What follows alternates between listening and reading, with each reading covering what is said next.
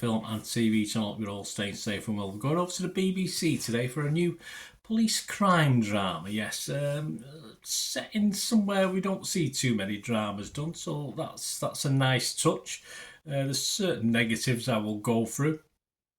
But we've got an 8-episode series here, and what it normally does, a story usually runs for a couple of episodes, but obviously there's a sort of plots and things running through it as well. But we're going to have a look at something that's simply called The Turkish Detective. Yes, and it's mostly in English. There is about 15-20% of Turkish with subtitles, but mainly in English, which is fine for me. I don't mind either way. They can do that. And this follows Inspector Ketin Ikman and his partner Mehmet Suleiman, fresh from the Met in London, and Detective Asa Faskoglu, as they solve crimes in the modern world of Turkey, or more or less Istanbul, if you like, rather than Turkey. So we're going to have a quick look at that, and even places familiar to me, but we'll go into that. But a quick shout out, guys, to friends of the channel at the moment. They sell rare posters from the 90s and the 2000s, 1990s and the 2000s, and some rare movies on DVD on their eBay shop. There's over 500 plus listed at the moment. They do add to it weekly. And all you need to do to find them is look for the shop on the advanced search option, and the shop is called, the seller's called PYAT 6505, PYAT 6505, or even easier, if you look at the description below this vlog, simply copy the link and you'll go straight to the shop and what they're selling. So do that, and of course on ordering, so you can get an extra 10% immediate refund on your order. So all you have to do is mention me, just message when you place your order, just message them that you've listened to the channel, or you've noticed this through one of my socials, and they will give you an immediate 10% refund. Any problems, guys, just let me know.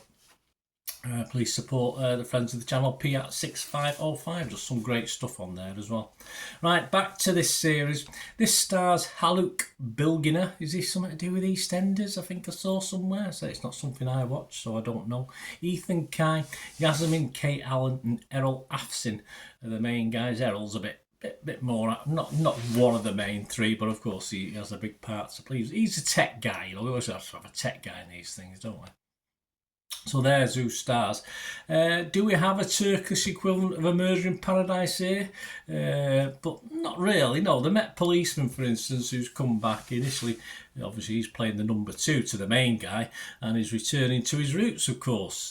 He can speak fluent Turkish, so he's not a total fish out of water as you get in Murder in Paradise, but he does get a slight shock, of course, as you would do, from the way things are perhaps done in Turkey as opposed to how they're done over here in the UK and in London.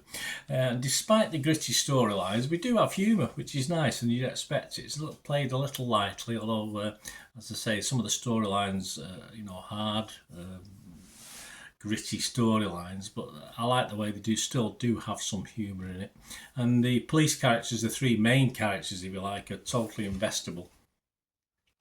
But the problem for me is, apart from the setting, which is Istanbul, which I finally visited last year, so I can look at things and think, oh, I remember that, or I see it, and it just gives you a better feel if you've been to a place. I suppose we can all watch loads of holiday programs and travel logs, but I think unless you've actually been, it's always nice, isn't it, to see something set where you've been.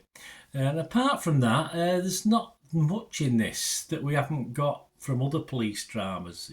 There's nothing really different to the norm. That's the problem.